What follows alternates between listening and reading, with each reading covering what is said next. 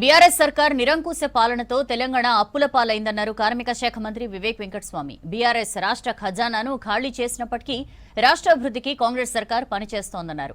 మంచిర్యాల జిల్లా కేతన్పల్లి మున్సిపాలిటీలో 45 కోట్ల రూపాయలతో అభివృద్ధి పనులకు శంకుస్థాపనలు చేశారు.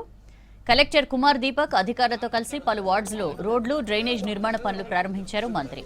కమిషన్ల కోసం ప్రాజెక్టులు కట్టి బీఆర్ఎస్ నేతలు అవినీతికి పాల్పడ్డారని విమర్శించారు మంత్రి వివేక్.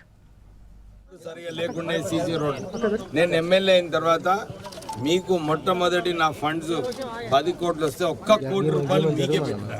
మొత్తం చెన్నూరు నియోజకవర్గంలో నాకు 10 కోట్లు వస్తే 1 కోటి రూపాయలు మీ వాడికే పెట్టిన. మంచి పని చేసినా లేదా? ఎందుకంటే ఎక్కువ పనులు చేయాలి, ఎక్కువ నిధులు అవసరం మన వారికి అని చెప్పి ఇప్పుడు 40 లక్షలు మనం ఇప్పుడు ఈ రోజు భూమి పూజ చేసుకున్నాము. మనం ఈ పని కూడా స్టార్ట్ అవుతుంది. టీఆర్ఎస్ వాళ్ళు వస్తారు, ఈ నిధులు నేనే తీసుకొచ్చిన.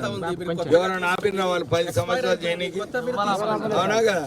మళ్ళీ మీరు ప్రశ్నిస్తారు, వాళ్ళని ఏమని ప్రశ్నిస్తారు?